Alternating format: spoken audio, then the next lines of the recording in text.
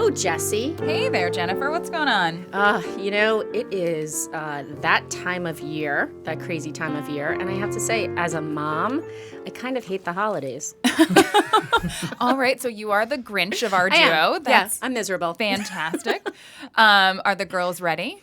Or are you ready for the girls? Yeah. So what I said to my kids is that I'm going to put parental controls on the Kardashians from now on because their Christmas list represented something that maybe Kendall and Kylie would have written out. No. It didn't have the Range Rover on it, but I mean, it was stuff that I don't have, and I was like, if mommy doesn't have it, then Santa's not bringing it to you. Right. I think that's an excellent guideline. But speaking of Christmas, you went to. I don't know if I would call it a cool Christmas party, but you went someplace that is cool for a Christmas party. Where'd you go? Well, I think for any of us politicos, being able to go to the White House is very cool, despite who is in the White House. And I would have gone, I think this is a bucket list thing for any of us to be able to walk into this room and to see the decorations. And actually, it was really cool. So I got the invitation to go to the White House Christmas party, or to one of the White House Christmas parties. Right, they're always a zillion of course, every year. First I thought it was a scam when I first saw the email. And then I got the hard copy and I had to take a picture and send it to a friend. Be like, is this for real? And then I'm thinking it is the White House Christmas party. And then I find out that no. I'm in like the peasant White House Christmas party. They've got like 50 of these that, span a week or two, and they're a couple a day. But I figured, I wanted to go because who knows when I'll have this opportunity again. Well, I went not for a party, but for one of the White House Christmas tours a few years ago. And I have to say, I mean, there is something about being in that building. It's so beautiful and any time of year, but when it's decorated for the holidays, I don't know that I would have taken a tour personally. This year, when I went, it was a slightly different vibe there. But yeah, it's amazing to just be a part of that history and to see it all up close and personal. It's just like it's so weird because you're in the White House, but it feels like you're actually in someone's home, decorated beautifully for Christmas. Right. And President Bartlett's home. It's the set of the West Wing. Exactly. Or Claire from House of Cards, right? Very different vibe. Different vibe. Yeah. Oh my goodness. So it was very cool. So that was a really good experience. It wasn't a great experience when I missed my flight on the way home. Oh, and then had to get to my 6-year-old's school Christmas party at 8:30 the next morning. That was sounds fun. delightful. Yeah, it was great. So well, if we're talking about holiday parties, it must be the end of the year. And what sort of podcast would we be if we didn't wrap up with a year in review show? Of course, we'd have to because 12 months in the world of politics is like 12 lifetime. years. It is a long time. I have the grades to show for it. Well, we're very, very happy to be joined today for our year in review conversation by Wilnelia Rivera of Rivera Consulting and Paul Craney from Mass Fiscal Alliance, who are going to help us think through what did we all just live through these past 12 months. Paul and Wilnelia, thanks for being here. Thank you for having us. Glad to be here. Thank you. So if you had one word to sum up #MapHolly 2018, what would your one word be? Please don't let it be a 4-letter word. We are a family podcast. Our moms listen. Yes. We're not sure anyone else listens, but we're pretty sure they're tuning in. Paul? I would say kind of boring. Okay. Yeah. I mean, most elections were predictable in Massachusetts. The governor's race was a snooze fest. Down ballot, got some excitement, but honestly, we didn't have maybe if Jenn ran for higher office, it would have been a little bit more exciting. But without that, I would say, it was most of the time predictable, so it was kind of boring. Breaking news here, Jennifer Nassour running for higher No. office. TBD. That was Paul Craney. Oh my goodness. Wilnelia, what's your word? From my end, I would say that it's #disrupt the narrative. I think from where I was sitting. Making that one word with a hashtag. Yeah, hashtag, okay. yes. Like that. I like to extend my narratives. Oh, that's awesome. Well, maybe we should start by talking about elections and what happened, not just in November, because some of the big elections were in September. Paul, you mentioned the governor's race. It was a little bit of a snooze fest, certainly a big margin for the governor. But a lot of people are talking about this Baker won and Warren won, both with pretty big margins. What do you make of that, I think, very Massachusetts dynamic? So going back to why I was kind of boring, I mean, even Senator Warren was thinking about running for president while she's still running for U.S. Senator. Now we see that she's definitely running for president. Well, she hasn't announced that she's running for president. But she's so I don't calling know that we people- can say that it's definite. You know, you read the Boston Globe and it talks about who she's calling in certain states and stuff like that. So, I mean, you know, I feel like they were kind of rushing through to get through this election. Now, the primaries definitely had some interest. Clearly, that was probably the most exciting part of the cycle. But, yeah, I just think for the most part, you know, the governor's race was a conclusion. No one really thought much of it. And then the Senate race, it was pretty much done. And the primaries is where it was kind of exciting this cycle. You know, and I would just add that I think what both of their victories really tell us is that our traditional electorate in Massachusetts is pretty stable. You know, if all else equal and without really changing how we're talking to people, we'll get results like that, you know. And I think that I agree in the sense that there's a bit of a snooze fest. But I think it also just shows how stable our statewide electorate has become, both for constitutional offices and, you know, Senate offices. And do you think that's a good thing or a bad thing? From where I stand, I don't think that's a good thing. I think we need to be engaging more people in politics, period, whether you're on the Republican side or on the Democratic side. I think it's about changing who is part of the debate as well. So I would say that it's, you know, we need to be doing more. But at the same time, you know, things are pretty stable. So. Yeah. I mean, you know, I think that's what happens with 55% of the electorate being unenrolled voters, right? Mm-hmm. I think that the Baker-Warren numbers really show that, I mean, people went from voting for her to voting for him to voting for their locally elected officials, which really, to your point, didn't change much because those were a lot of those were decided in the primaries. And so I think that those numbers were really interesting to see how people voted. Mm-hmm. And, you know, it really shows that Massachusetts, this is my message all the time outside of the state, is that Massachusetts is not as democratic as everyone thinks it is. Mm-hmm. People really take pride in how they vote. And it's really up to all of us and, you know, our candidates to be out there talking about why they should be the best person elected.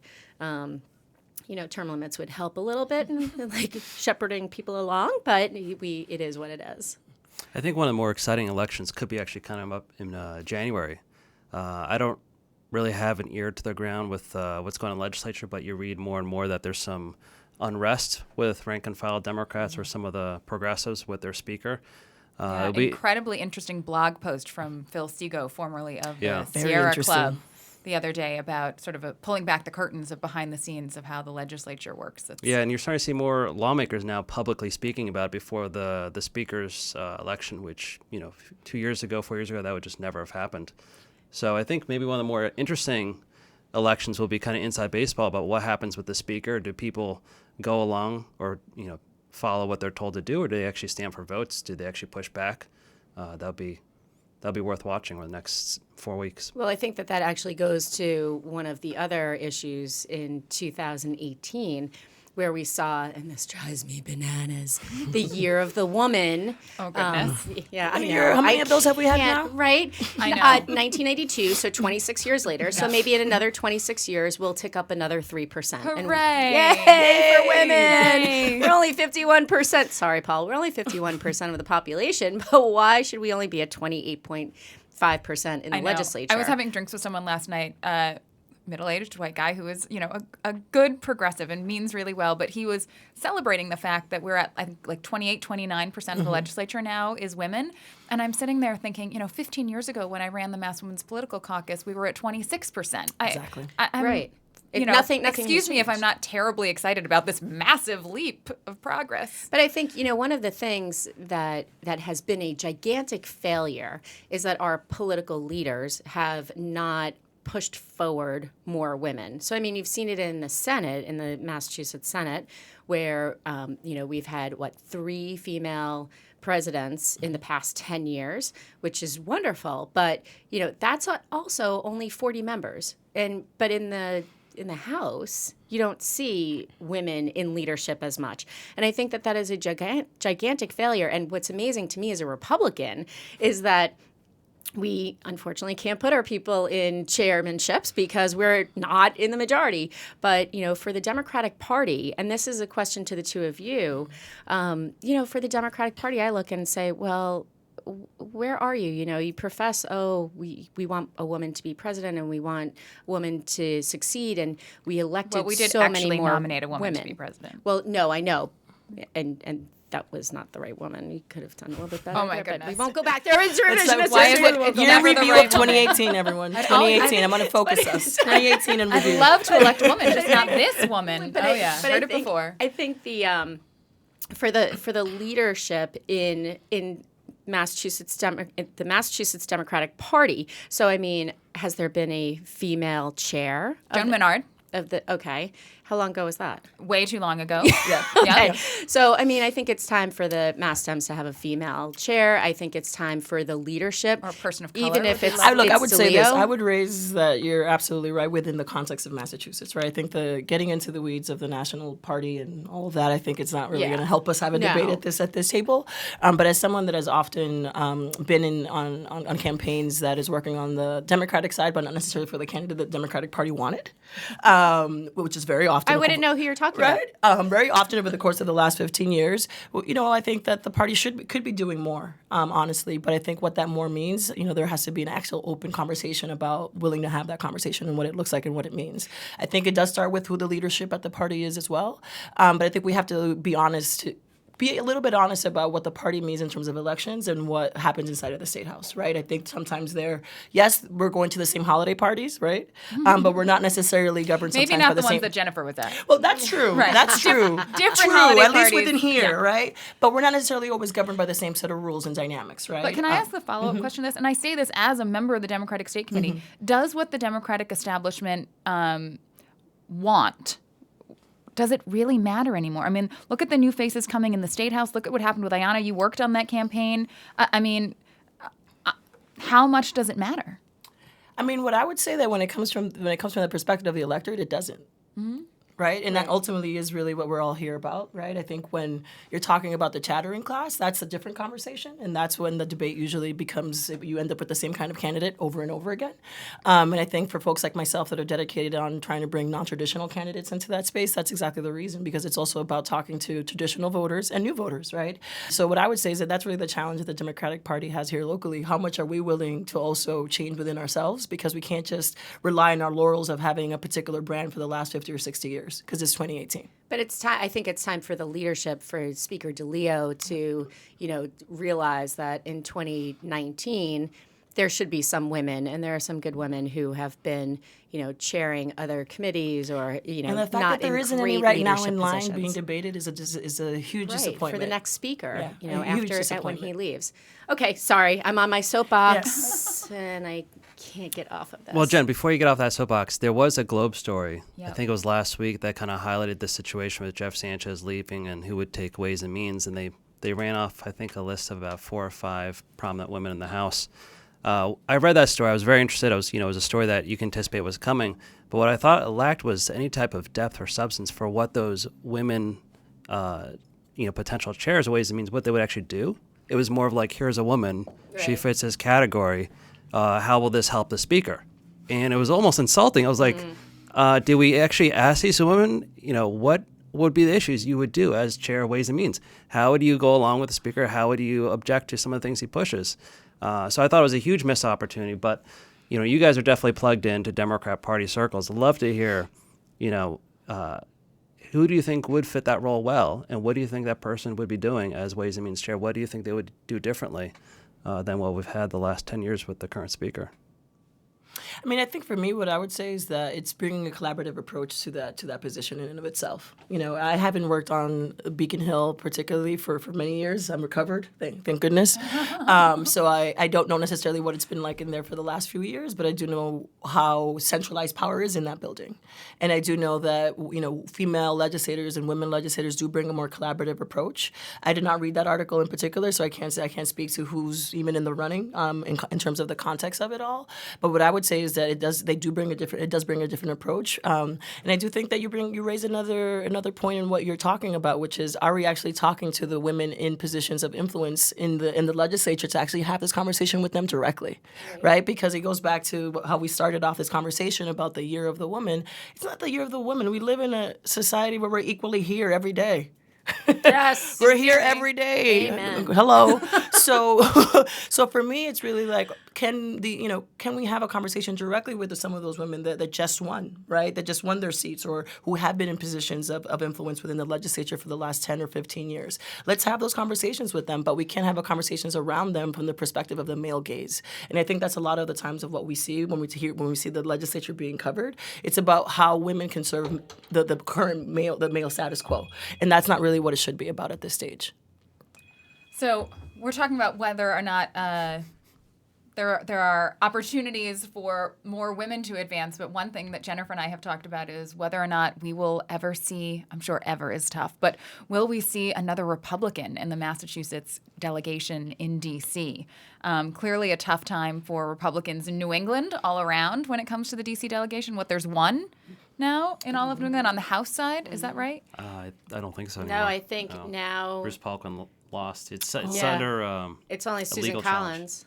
Well, yeah, in the Senate. in the yeah. So Senate, one but total, not- both one bodies. total. Yeah. Yeah. So is there a path, we can talk about Massachusetts because I think it's what we all know best, but also in New England, for a Republican to be a part of the congressional delegation again? I think it starts with the candidates. Jenn, you were a chairwoman of the party. I think you're probably best equipped to answer this question first, and then I'll. And to be definitely clear, have I'm not my- advocating for that. I'm fine with the Perfectly way great things question are. to engage in. Just for an academic conversation. Yeah, I was lucky enough to be chair when Scott Brown won his race, and that was so cool, and you could just feel it. But This is where I think of another four-letter word that isn't cool to describe that moment. Jesse.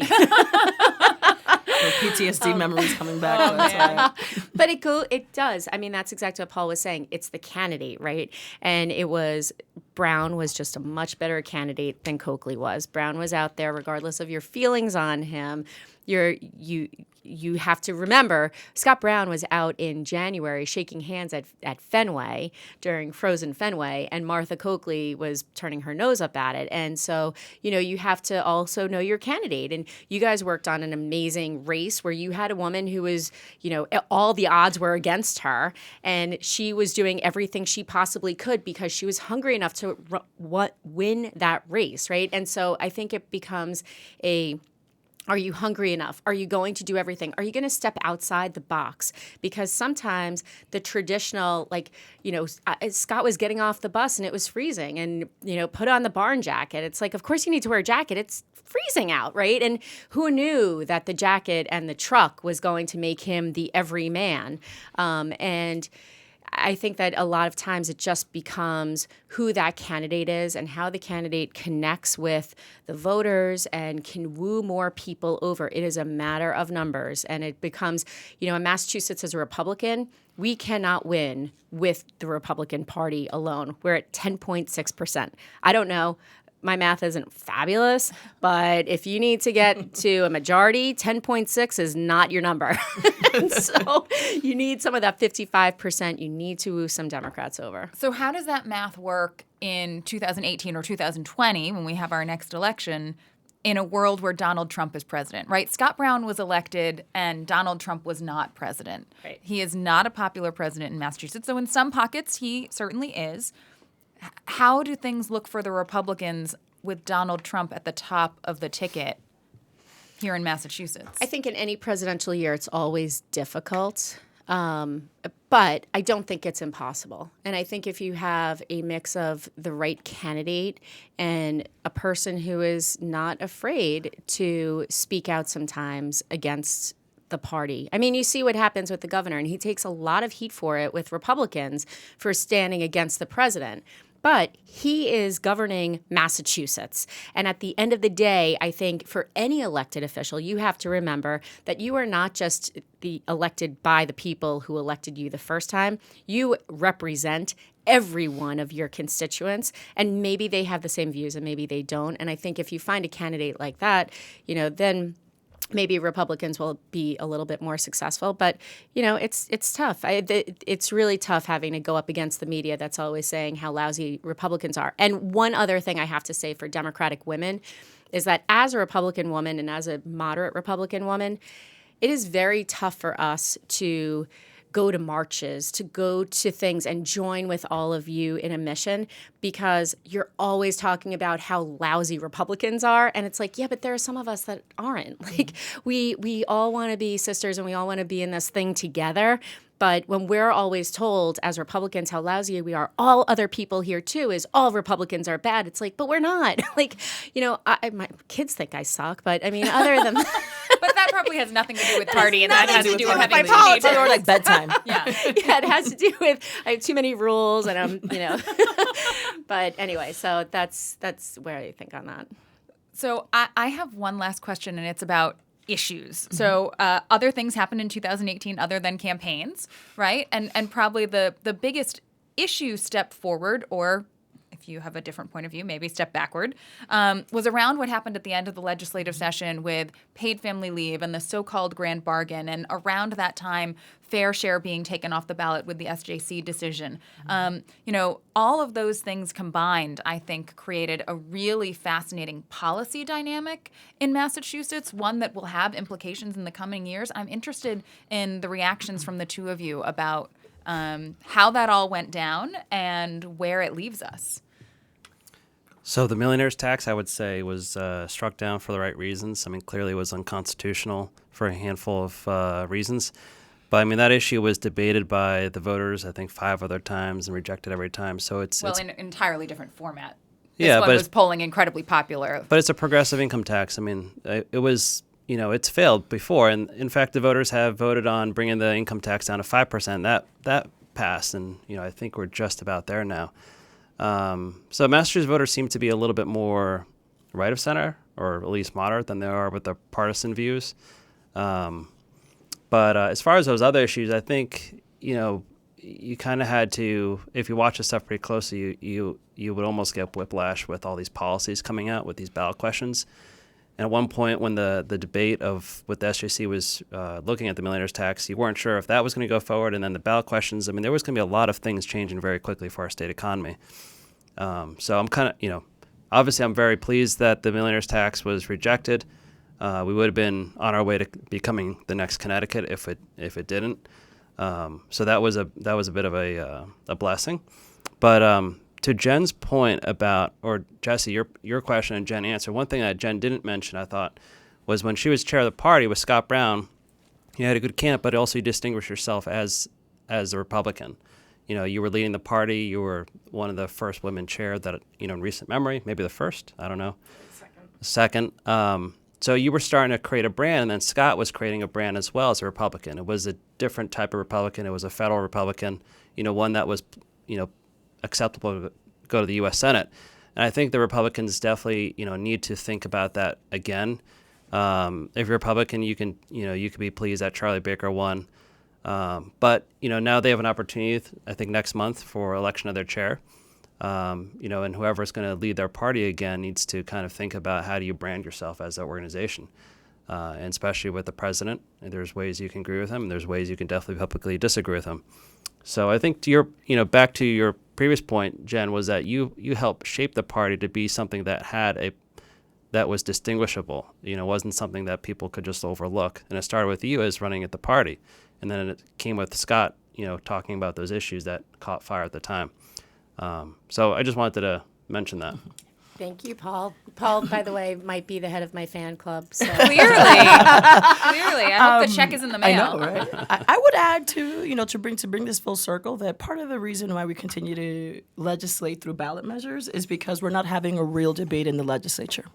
Oh, yeah. The reality is that we're going to look at that agreement right there. 100%. And it goes back to the role that the business, for those of us that have spent any time on Beacon Hill, we know that the control that the business lobby also has over the tax debate in the state. The reality is that as a Commonwealth, we do believe in a much broader vision of public good and what that means, right? In terms of whether that's school, transportation, or whatnot. Constantly, polls will show that generally we want better things for our communities. But constantly, polls will also show that we don't want to raise raise taxes. So we have to figure out a way to actually have that conversation within the legislature and have a legislative body that's actually willing to engage in that conversation that's a realistic one. And we have to be honest about the big role that our business lobby plays in that, whether that's our traditional. I have to say some folks in the business community. I was just going to add, excuse me, My I was day going to job say, hat. but the business community isn't a blanket, obviously, because we have a very diverse sector in Massachusetts, right? From hospital sector to finance sector to construction to life sciences. So I also don't want to paint a broad brush of our business community either. But I think we have to be willing to engage in that debate, and we're not. And it's what's clear is that going to the ballot, although technically we know how to get there, it's not getting us to the solution we need either. So I do think it comes back to the legislature and us, our ability to hopefully maybe break up leadership. Who knows what really the real solution there is? But we have to be willing to have the debate where we're supposed to. Well, and I think what was so interesting that happened over the summer is that traditionally the ballot measure approach has been on the more progressive side, right? It's been led by Raise Up Massachusetts over the past few years. And then you saw more conservative folks sort of learning the lessons, putting the idea of a sales tax on the ballot and creating this dynamic that would not have been there if only one side was gone to the ballot. I am not saying that is the right way to create laws or to legislate, but I just think it's a really interesting observation that after a few years of it being sort of a one-sided approach, it now looks like both sides are seeing it as a way to create leverage against each other or to move things forward that they're interested in. Yeah, it would be great to see the new legislature, and as they go forward, to actually take up some issues that are a little edgier, that they traditionally don't want to touch. Like voting. And, like voting, yeah. And be present and not just be on vacation and not just hang out with lobbyists. I would love to see them actually do some work and take on some of these issues because... And we should say we're painting with broad strokes. Yes. No, of course. I mean, look, there are many good tireless ones. Public servants, but no I question. think that, at the end of the day, they all have a responsibility to legislate and not to just push these things off to ballot questions. And, whether it's charter schools that could have been solved or cannabis or the nursing issue or there's so many issues, right? And they don't want to touch those anything. ballot questions did lead to a major legislative accomplishment, though. While there were certainly pieces of the grand bargain that I didn't agree with, particularly around time and a half, the legislature, at the end of the day, did pass a massive package that raised the minimum wage, is going to create the strongest paid family medical leave law in the country. I think took us backwards when it comes to time and a half. But it is, you have to give the legislature props. They did get that done. So, all right, 2018. I know, Paul, you thought it was boring. I thought it was kind of interesting. We'll see what 2019 has in store. Jen, I think we're back in January, maybe with a look ahead. Yes, it'll be really exciting. I think by the next time, the governor will have been sworn in again, and new legislature will be sworn in. Congress. New members of Congress, and I have to say again, congratulations on Ayanna to both of you. That was amazing. Wilnelia. I know. You're just a friend, but you know nothing about politics. I'm sure you never gave any commentary at all. I just send cute dog pictures in the middle of the night to lift spirits. And cake. She was a friend in chief. You need those people over the course of a cycle. Absolutely. Well, Paul and Wilnelia, thank you for taking a little bit of time to chat with us and help us think about what we all just lived through. Yes. Merry Christmas, Happy Hanukkah, Happy Holidays, and Happy Whatever New Year you to celebrate. everyone. Hope it's a good one. I'm Jennifer Nassour. I am a Republican, and I am the COO of Reflect Us. I'm Jessie Mermell. I'm a Democrat. I'm the former communications director for Governor Patrick, and we'll talk to all of you in 2019. Wonderful. Bye-bye.